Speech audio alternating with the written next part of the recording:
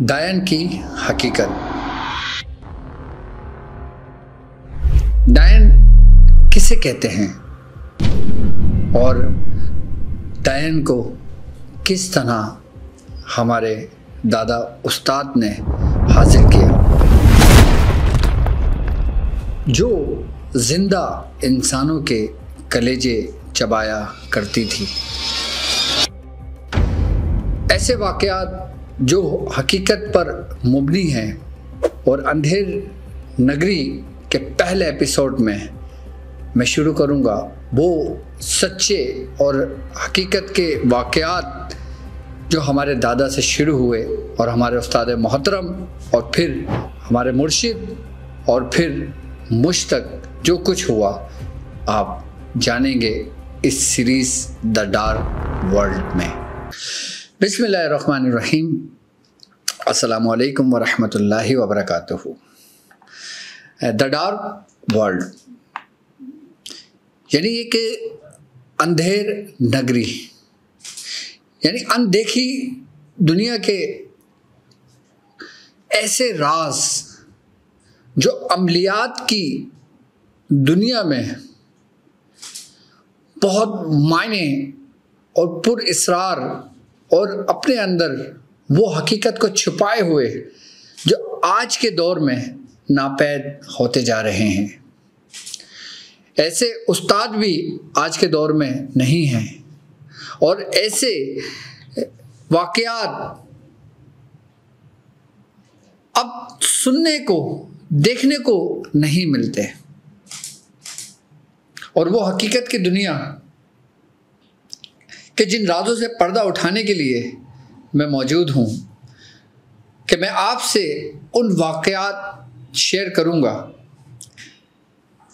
कि जब मेरे वालिद मोहतरम, मेरे मुर्शिद, मेरे उस्ताद मोहतरम कि जब मैं इस रास्ते में सन 1998 में जब मैंने कदम रखा तो उस वक़्त मेरी उम्र 16 बरस थी और मेरे वालिद मोहतरम की उम्र उस वक़्त 38 बरस थी, यानी 38 साल।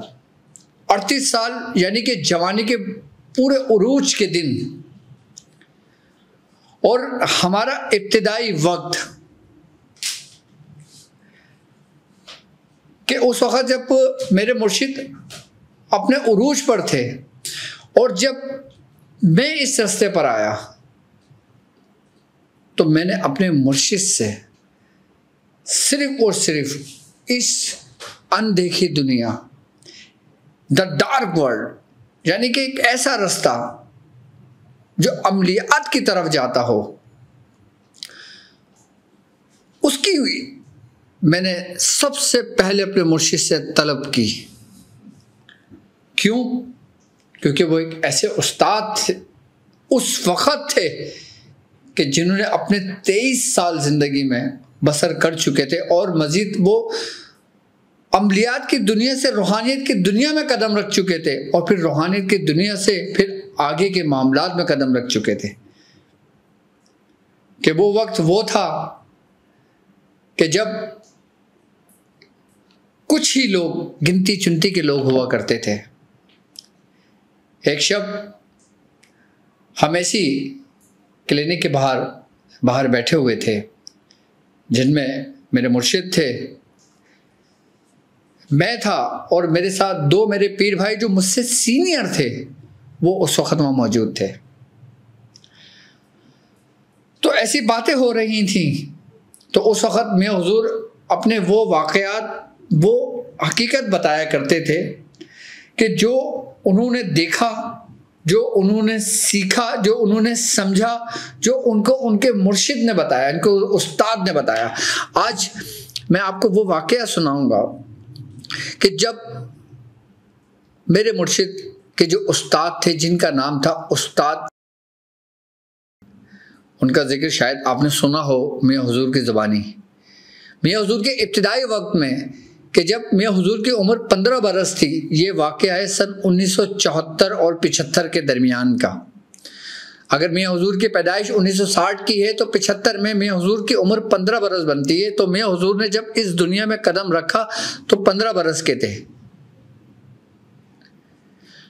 तो मेरे दोस्त फरमाते कि उनके जब उस्ताद थे उस वक़्त उनकी उम्र कमो बेश 80 बरस थी या उससे कुछ ज़्यादा, और उस वक़्त वो इस इल्म अलवी में यानी कि अमलियात की दुनिया में उस वक़्त वो अपने पूरे उरूज पर थे, और उनका ताल्लुक़ हिंदुस्तान की सरज़मीन से था। वो हिंदुस्तान से पाकिस्तान तशरीफ़ लाए थे,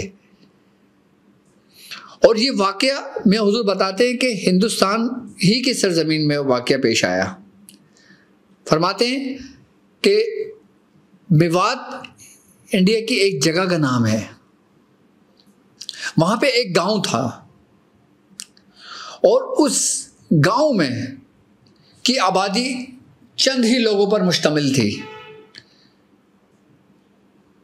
तो वहाँ पे एक औरत रहा करती थी, और जो वो औरत थी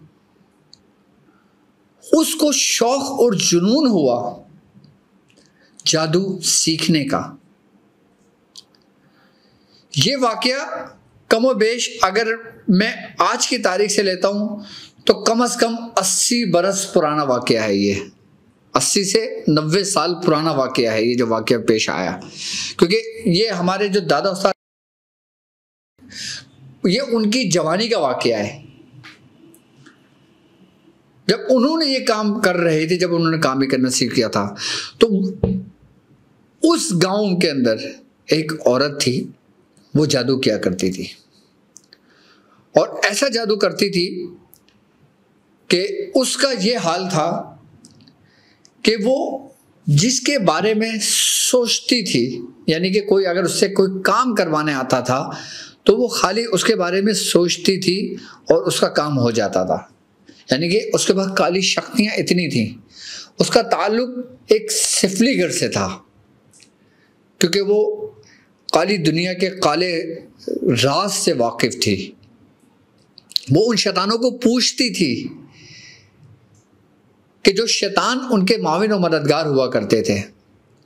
उसका यहाँ तक आलम था कि मुझे कहना नहीं चाहिए, लेकिन मैं अपने उस्ताद के अल्फाज बता रहा हूँ कि उस औरत का ये मामूल था कि वो इतनी गुस्ताखियाँ करती थी कि वो हमारी जो मुतबर्रिक जो तबरुकात हमारे होते हैं ना, जिसको हम बड़े अदब करते हैं, जैसे कुरान की कुछ आयतें हो गई, कुरान की सूरतें हो गई और कुछ दुआएं हो गई, तो वो उसके साथ बहुत गलत किया करती थी कि जिससे उसको काली शक्तियाँ मिलती थी।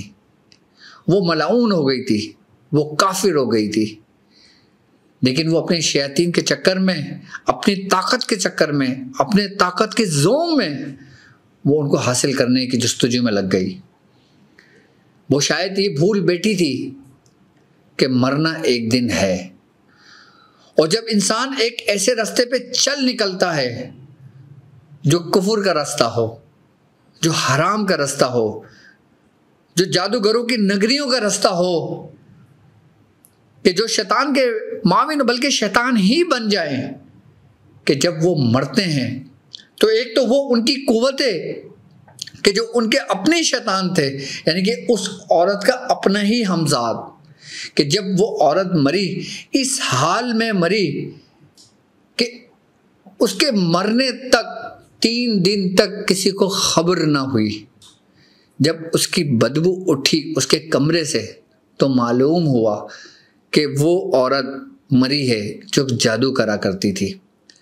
तो गोया उस गांव के जो लोग थे उन्होंने ये फैसला किया कि इसको इसके ऊपर ही यहीं दफन कर दिया जाए, ऐसी हालत में कि ये कुफ्र की हालत में मरी थी, कि ये जादू करती थी, क्योंकि पूरा गांव उसके बारे में जानता था कि जब वो मरी और कुफ्र की हालत में, जो कुरान की बेहुरमती किया करती थी, जो गुस्ताखी किया करती थी, और अपने मंतर और तंत्र से जो उसके जादू के अल्फाज थे, जो कुछ भी वो पढ़ा करती थी, जिन शयातीन को वो पुकारा करती थी, जिन देवी देवताओं को वो पुकारा करती थी, कि जब वो मरी तो तमाम के तमाम शयातीन की मदद से उसका हमजाद जाग उठा और जब हमजाद जाग उठा तो उसके वजूद के अंदर वो तहरीक पैदा हुई कि उसने अपना जिस्म को धार लिया।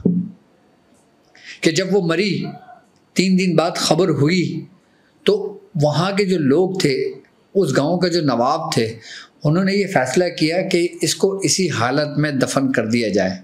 इसको जो इसकी जो कोठी थी वो उसको वहीं बंद कर दिया जाए। तो गोया उसको वहीं दफना दिया गया, वहीं सब कुछ कर दिया गया। तो जब 3 दिन गुजर गए, उसको दफन कर दिया, उसको वहीं उसको कर दिया। तो उसके कुछ दिनों के बाद उस कोठी से आवाजें आती थीं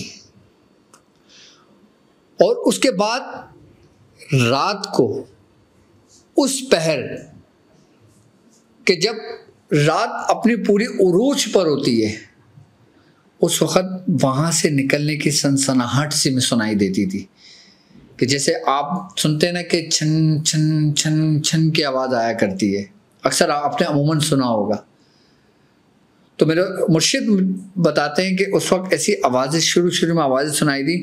उसके बाद गांव के अंदर ये होने लगा कि दस्तक दरवाजे पे दी जाती, और जब आधी रात हो जाती और जब दरवाजे पे दस्तक होती तो जब अंदर से कोई शख्स पूछता कौन है और गेट खोलता तो उसकी मौत वाक़ई हो जाती। यानी कि ये वही डायन थी जो पूरी शैतान बन चुकी थी, जिसने अपने वजूद को धार लिया था। उन शयातीन ने जो उसके अंदर दाखिल हो गए थे, वो खुद तो मर चुकी थी, उसकी रूह तो निकल चुकी थी, वो तो अजाब में मुब्तला थी, लेकिन वो शयातीन जो उसके ज़ाहिर उसके माविन मददगार थे, उन्होंने इसको डायन बना दिया। फिर ये वाक़या यूं ही उस गांव में चलता रहा। मेरे मुर्शिद फरमाते हैं कि कम से कम 11 अमवात उस गांव में हो चुकी थी। हर शब जब आधी रात हो जाती, किसी न किसी घर पे दस्तक दी जाती, जब वो खोलता तो उसी वक्त वो गिर जाता और उसकी मौत वाक़ई हो जाती। जब लोगों ने देखा कि ये तीसरी चौथी मौत हो चुकी है तो उसकी वजह क्या है, तो जब देखा तो मालूम ये हुआ कि घर में दस्तक होती है और एक औरत हाजिर होती है। एक औरत आती है, वो उसका कलेजा चीर देती है, जिससे वो उसकी मौत वाक़ई हो जाती है। बाकायदा तौर पे उसके जो सीने का जो हिस्सा है ना, ये हिस्सा ऐसा लगता है कि जैसे किसी जानवर ने खाया हो जब उसकी बॉडी मिलती थी। तो उस गांव के जो नवाब थे वो हमारे दादा उस्ताद को जानते थे, तो उन्होंने उनको ख़त लिखा और उनको गांव आने की दावत दी। उनको सारा वाक़या उनको बताया। उस वक़्त वो जवानी के थे, उरूज के थे। मैं तो फरमाते हैं कि उन्होंने सूरह इखलास पे बड़ी मेहनत और रियाजत करी थी। अपने आखिरी वक्त में वो सूरह इखलास बहुत कसरत से पढ़ा करते थे, बड़ी उन्होंने रियाजत करी थी। कि जब उनको बुलाया गया तो नवाब से उनकी दोस्ती भी थी। जब हमारे दादा उस्ताद यासीन जब वहाँ पर आए, नवाब से मुलाकात हुई, जब उनको सारा माजरा बताया गया तो उन्होंने कहा ठीक है, मैं इसको हाजिर करूँगा, मैं इसको बुलाऊँगा, ये अपने वजूद के साथ आएगी, लेकिन मुझे कुछ सामान की ज़रूरत पड़ेगी।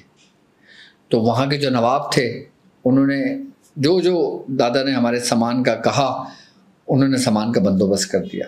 कि सामान के जिसमें सरकंडे की लकड़ियाँ थीं, कि जिसमें संदूर था और जिसमें दिल था गाय का, और कुछ छुरियाँ थीं, और कुछ उसमें जो बबूल के जो कांटे होते हैं वो कांटे थे, और ये सामान था जो उन्होंने मंगवाया था उन्होंने। और बाकायदा तौर पे उन्होंने लाल कपड़ा बिछवाया था, लाल कपड़ा मंगवाया था। अब हमारे दादा ने कहा कि देखो ये एक ऐसा खेल है कि जब मैं इस डायन को बुलाऊंगा तो दोनों में से किसी के साथ भी कुछ भी हो सकता है। या तो ये मुझे भी ले जा सकती है या मैं इसको ले जा सकता हूँ। अब जब ये मियां हुजूर वाक़या बता रहे थे हमें, तो उस वक्त हमारा इब्तिदाई वक्त था, हमारे भी थोड़े से जिस्म की कैफियत बदलने लगी, हमारे भी रोंगटे खड़े होने लगे, क्योंकि उस वक्त हमने कुछ देखा ही नहीं था, हमने सिर्फ वाक़या सुन रहे थे। ये वाक़या सुनकर ही हमारे अंदर जज्बा पैदा हुआ, ये वाक़या सुन के ही हमारा यकीन स्ट्रॉन्ग हुआ, ये वाक़या सुनते ही, ये वाक़यात जो बताते थे हमारे अंदर एक जज्बा पैदा होता था, एक जुस्तजू बढ़ती थी। ये प्रोग्राम, ये ट्रांसमिशन करने का मकसद यही है कि जो लोग मेरे साथ चल रहे हैं उनमें बाकायदा जज्बा पैदा हो, एक शौक़ पैदा हो कि आगे क्या हुआ, कि किस तरह उन्होंने ये सब कुछ किया और क्या ये मुमकिन था, किस तरह उन्होंने नुकसान पहुँचाया। जब ये वाक़यात हम जब सुनते थे ना, तो हमारी कैफियत बदल जाया करती थी। तो फिर हमारे जो दादा उस्ताद थे उन्होंने सामान मंगवा लिया। उन्होंने कहा कि जो गांव का रास्ता है, मैं उस रास्ते पर बैठूंगा। और उन्होंने फरमाया कि जब ईशा की अजान हो जाए, ईशा की नमाज हो जाए, उसके बाद कोई भी शख्स गांव से बाहर नहीं निकलेगा, अपने घर से बाहर नहीं निकलेगा, अपना दरवाज़ा नहीं खोलेगा, अपनी खिड़कियां नहीं खोलेगा, अपने सारे चिरागों को बंद कर देगा, रोशनी नहीं होगी। रोशनी सिर्फ वहीं होगी कि जहां पे मैं होऊंगा, कि जहां पे मैं उसको बुलाऊंगा। पूरे गांव के अंदर एक जरा सी भी चिंगार अगर जली, यानी कि एक रोशनी मध्यम हुई, एक रोशनी जली चिराग की, तो वो उसको नुकसान होने का अंदेशा है। दादा मैंने ये एहतियात बताई कि भाई ये एहतियात लाजमी होगी करना। फिर हुआ ये कि जब इशा की अजान हुई, सब नमाज पढ़ी और जो जो करते थे सब अपने मामला से फारिग हुए, सब ने चिराग बुझा दिया। अब वो रात क़यामत की रात थी कि उस रात में फैसला होना था, या गांव का, या उस्ताद का, या फिर उस डायन का। अब हुआ ये कि हमारे जो उस्ताद थे, हमारे दादा उस्ताद थे, उनका एक चेला था, वो उनके साथ साथ था, उनका ठेला उठाए फिरता था। तो जो गांव का रास्ता था, वहां से तकरीबन हर 10 कदम पे एक सरकंडा लगाया। अब जैसे मिसाल के तौर पे मैं आपको समझाता हूँ, एक यूं रास्ता बना हुआ है, एक ही रास्ता है पूरा, ये चारों तरफ गांव है, गांव का रास्ता यहाँ से दाखिल हो रहा है, ये पूरा ट्रायंगल गांव का आ रहा है, ऐसे ये पूरा सर्कल गांव है, और ये पूरा ऐसे रास्ता आ रहा है पूरा, यहाँ से अंदर दाखिल होते हैं।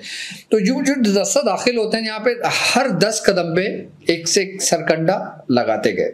अब मैं बताऊंगा कि सरकंडे की वजह क्या थी, क्योंकि हम सवालात करते थे जब हमारे मुर्शिद वाक़यात बताते थे ना, हम पूछते थे भाई सरकंडे की क्या हकीकत थी, क्यों रहा था। मैं पहले तरीक़ेकार समझा दूँ, उसके बाद में इसकी हकीकत भी बयान करूँगा आपसे। हर 10 कदम पे एक सरकंडा, तकरीबन वो 4 से 4.5 फीट तक उसकी हाइट थी, तो वो ज़मीन पे गाड़ते थे, हर 10 कदम पे वो गाड़ दिया करते थे। तो उस पूरे रास्ते में सरकंडे लगाए हर 10 कदम पे, उस हिस्से तक जहाँ से गांव का रास्ता शुरू होता है, जहाँ से गांव का रास्ता शुरू होता है और जहाँ से वो पहला घर बनता है, वहाँ से लेके उस रास्ते तक सरकंडे ऐसे लगाए 10-10 कदम पे, और 10-10 कदम पे ऐसे सरकंडे लगाए। और फिर उस सरकंडे के लेके 3 रस्सियाँ बांधी, एक काले कलर की रस्सी बांधी, एक लाल कलर की रस्सी बांधी, और एक ब्लू कलर की रस्सी बांधी, यानी कि जो आसमानी रंग होता है ना ब्लू, उस रंग की बांधी। दोनों तरफ से रास्ता पूरा पैक कर दिया। और दादा ने, हमारे दादा उस्ताद जो थे, उन्होंने एक लोटे के अंदर पानी भरा, और लोटे के अंदर पानी भरने के बाद हमारे मुर्शिद बताते कि उन्होंने उस पर कुछ पढ़ा और उस पर दम किया। दम करने के बाद उस लोटे को उठा के, जो जैसे ये टेबल है, ये पूरा गांव है, तो उस लोटे को उठा के, उस लोटे को पानी गिराते गिराते गिराते, अब एक लोटा है ना, पानी तो ख़त्म हो जाना है, लेकिन वो कौन सी कुव्वत थी ऐसी, वो कौन सी ऐसी पढ़ाई थी, वो क्या ऐसे मामलात थे कि वो लोटे में जितना पानी था वो पूरा गांव का सर्कल घूम गया। बड़ी हैरत हुई थी हमें सुनकर ये, कि जब उन्होंने हमें बताया, उन्होंने पूरा लोटे का पानी, उन्होंने पूरा उसमें उसको पानी गिराया और उस जगह पर आ गए कि जिस जगह पे वो रास्ते का एंट्रेंस थी, जहाँ पे सरकंडा बंधा हुआ था। अब वहाँ पे उन्होंने जो छुरियाँ थी, लोहे की जो छुरियाँ थी, वो 3 हिस्सों में गाड़ी, एक वहाँ जहाँ से वो शुरू हुआ, एक सेंटर में, और एक जहाँ पे वो खुद बैठे वहाँ। 3 इस तरफ गाड़ी, 3 इस तरफ गाड़ी। और फिर उन्होंने वहाँ पे गड्ढा खोदा। गड्ढा तकरीबन हमारे पापा बताते हैं कि उन्होंने गड्ढा खोदा था तकरीबन 6 फीट का, और 6 फीट गहरा खड्डा था, और तकरीबन उसकी जो लंबाई थी वो भी तकरीबन उतनी ही थी, और उसके अंदर उन्होंने भूसा भरा हुआ था। उसके अंदर उन्होंने भूसा भर दिया था, उसके अंदर जो भूसा जिसमें गाय भूसा खाती है ना, वो उन्होंने भूसा भर दिया था, और उसमें लकड़ियाँ डाल दी थी, छोटी छोटी लकड़ियाँ सब डाल दी थी, और उसमें ऐसा तेल डाल दिया था जिसमें आग लगानी थी। उन्होंने वो कर लिया था उस तरीके से, पूरा वो खड्डा खोद के उसके अंदर वो भर के लकड़ियाँ डाल दी थी, और वो सब डाल दिया था। अब हाजिर कर रहे हैं डायन को, अभी ये सारे इंतजाम कर रहे हैं, अभी आई नहीं है डायन, अभी बुलाया नहीं है उसको, अभी सिर्फ उसका जो टाइम होता था ना, वो फिक्स रात को 12 बजे का टाइम होता था कि जब वो निकलती थी वहां से। तो इस टाइम ये सारा काम उन्होंने मुकम्मल कर लिया था अपना। अब वो गड्ढे के तकरीबन 6 फीट के फासले पे दादा बैठ गए, और उन्होंने लाल कलर का कपड़ा बिछाया, आप बैठ गए, आपने अपना काम शुरू किया। एहतियात बताई कि गांव में एक जर्रा बराबर भी रोशनी नहीं होनी चाहिए, जर्रा बराबर भी किसी घर के अंदर कोई चिराग की एक लौ भी ना हो, क्योंकि अगर किसी भी घर के अंदर वो चिराग की लौ जलती, किसी घर के अंदर या किसी हुजरे के अंदर रोशनी आती, तो हमारे दादा बताते हैं कि वो पूरे का पूरा घर को ख़त्म कर देती। अब हुआ ये कि उन्होंने पढ़ाई शुरू करी, और जब पढ़ाई शुरू करी, जब उसके आने का टाइम हुआ, वक्त हुआ, तो उन्होंने उस घड़े के अंदर आग लगा दी। अब घड़ा जल रहा है, रोशनी सिर्फ वहीं है, और उससे 6 फीट के फासले पे वो बैठे हुए हैं दूर, और उनके पीछे उनका चेला बैठा हुआ है, और उनके पीछे जो उनका चेला बैठा हुआ है, उन्होंने ये करा कि एक रस्सी पहले अपने बांधी, और दूसरी रस्सी का सिरा अपने चेले पे बांध दिया, उसको अपने पीछे बिठाकर, ताकि उसको भी नुकसान ना पहुंचे, और उसको कहा कि तुम अपना रुख मेरे पुश्त जानिब रखना, कि जैसे एक शख्स ये बैठा हुआ और एक ऐसे बैठ गया, एक का रुख इस तरफ है, एक का रुख इस तरफ है। उसको कहा कि तुम्हें ये काम करना है और मैंने ये काम करना है। अब दोनों बैठे हुए फासले पर, अब काम शुरू हुआ, आग लगी, टाइम हुआ, जब वक्त हुआ तो ऐसा फील हुआ कि जैसे कोई तेज हवाएं चलने लगी, और इतनी तेज हवाएं चलने लगी कि ऐसा महसूस होता था कि जैसे ये सब कुछ उड़ाकर ले जाएगी। और उस हवा का प्रेशर इतना था कि उस हवा के प्रेशर से ऐसा लगता था कि जैसे गांव का हर दरवाजा, हर खिड़की टूट जाएगी। और मट्टी कि जैसे कोई सहरा की मट्टी होती है ना, कि जब मट्टी उड़ने लगती है कि आंखों में कुछ नजर नहीं आता, तो फिर उस तरीके का फील होने लगा। खैर, जब ये पूरा अपने उरूज पर हो गया, कि हमारे मुर्शिद बताते हैं कि जब वो अपनी जगह पे बैठे हुए थे, और जो 6 फीट के फासले पे जो गड़ा था, मट्टी के धुआं ऐसे हो जाते जैसे कुछ नजर नहीं आता। जब इस किस्म का वो पूरा मंजर बन गया, उस वक्त एक औरत जाहिर हुई। इतनी खौफनाक हालत में वो औरत जाहिर हुई कि जिसके बाल ऐसे लटक रहे थे कि जैसे वो कोई सांप हो, और वो औरत पूरी बरहन हालत में थी कि जैसे उसके जिस्म पे कोई कीड़े चल रहे हों, और उसकी आंख कि जैसे अंगारा, कि जैसे आग के शौले,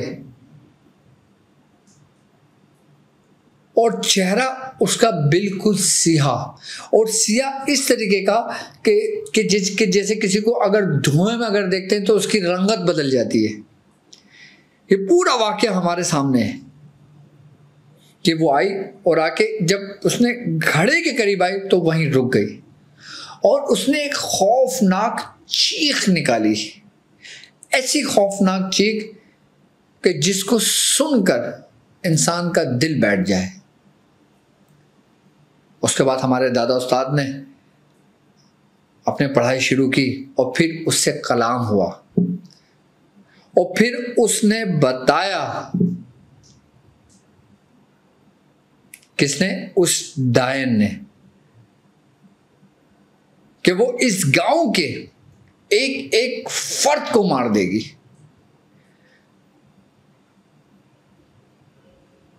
और उसने सबसे पहले तो हमारे दादा उस्ताद को डराने की कोशिश की, खौफ मुसल्लत करने की कोशिश की। हमारे मुर्शिद बताते हैं कि हमारे दादा उस वक्त हमें वाक़या बताया करते थे, वो कहते थे कि जब इतना खौफ उसने तारी कर दिया था, इतना खौफ तारी कर दिया था, उसकी हैबतनाक शक्ल और उसका जिस्म की साख ऐसी थी कि उस हालत में उनके जिस्म से पसीना ऐसे बह रहा था कि जैसे पानी बह रहा होता है। कहते एक वक्त ऐसा आया था उनके ऊपर कि जिससे उनके औसान खत्म होने लगे और लोग समझते हैं हाज़िरी इतनी आसान होती हैं। अब मैं अपने दादा उस्ताद की बात कर रहा हूँ कि उनकी ये हालत थी उस हाज़िरी में कि जिसको वो ख़त्म कर रहे थे बैठकर। फिर उन्होंने अपने उससे कुछ सामान निकाला और जब पढ़ के उन्होंने उसके जिस्म के ऊपर मारा तो वो चीज़ उसके वजूद से आर पार हो गई और ऐसे कि जैसे इंसान किसी आग के अंगारे को उठा के जब फेंकता है ना तो बिखरते शोले कि चिंगारियां जगह जगह से बिखरती हुई नजर आती हैं। इस तरीके से उन्होंने कुछ निकाल के पढ़ के जब उसके ऊपर मारा तो वो आग के अंगारों की तरह उसके वजूद से जैसे निकल जाती हैं। अब जैसे एक चीज ना वजूद से टकराई और गिर गई, नहीं, उसके वजूद से आर पार हो गई और वो दोनों जानों गिरी और उस घड़े के अंदर गिर गई। कौन? वो डायन। जब वो उस घड़े के अंदर गिर गई फिर दादा ने अपनी पढ़ाई मुकम्मल करके उसमें और मज़ीद लकड़ियां डाल के उस आग को बढ़ा दिया। फिर वो डायन उस घड़े से निकल नहीं सकी वहां से, फिर वो उस घड़े से। उसके बाद जब वो पूरे आग, वो ये माजरा हमारे मुर्शिद ने वाक़या पूरा बताया कि ये तकरीबन पूरी रात इस वाक़े में गुजर गई थी। जब वो घड़ा ठंडा हुआ तो फजर की अजान का वक्त हुआ कि जब ये मामला ठंडा हुआ तो फजर की अजान हुई। जैसी फजर की अजान हुई ऐसा हुआ कि जैसे एक ठंडी हवा चली, एक नूर, एक फीलिंग, कहते हैं ना खुशी का वो होना, एक तस्कीन होना, एक सुकून होना कि भाई जैसे नमाज पढ़ के इंसान को सुकून मिलता है, एक ऐसी ठंडी हवा चली। फजर के अजान के कलमात पढ़े गए। उसके बाद फरमाते हैं कि गांव के हर शख्स ने वहां पर खड़े होकर अजान दी। उसके बाद उस घड़े को वहीं दफन कर दिया गया और 40 रोज तक उस घड़े पे बैठकर हमारे जो दादा थे ना, दादा साहब थे, उन्होंने उसके ऊपर पढ़ाई करी थी। और उसके बाद जब ये काम हो गया था उन्होंने ये हुक्म दिया था कि अब इस गांव को इस जगह से मुंतकिल कर दो, यानी कि अपनी ज़मीनों को पीछे की तरफ ले जाओ ताकि ये जगह अब आबाद नहीं हो सकती। आज भी हिंदुस्तान के उस मेवात जगह पे वो जगह मौजूद है। अब नामालूम जगह होगी, अब तो हमें तो नहीं मालूम, लेकिन उसके असरात हमेशा रहते हैं। जब वो हमें ये वाक़यात बता रहे थे तो उसके कुछ ही दिनों बाद सूरज ग्रहण था। तो मैंने अपने पापा से कहा, मैं पापा पापा उनको कहता हूँ और उस वक़्त भी मैं कहता था। तो मैंने उनसे कहा, मैंने कहा अच्छा ये बताएं, ये तो हो गया, अब मुझे ये बताएं कि अब हम क्या करें। तो कहने लगे तुम कर लोगे। तो मैंने कहा हम तो नहीं कर सकते, लेकिन आप हैं तो हम कर लेंगे। कहने लगे अच्छा जब वक्त आएगा तब मैं तुम्हें बताऊंगा। उस वक्त हमारा इब्तिदाई वक्त था। उस वक्त हमारे साथ जो पीर भाई बैठे हुए थे ना, तो मजीद भाई थे और एक फिर वो थे ताया यासीन थे, और एक शेख साहब आते थे, वो बैठते थे, वो थे। तो कहने लगे जब वक्त आएगा ना मैं तुम्हें बताऊंगा, फिर तुम करना।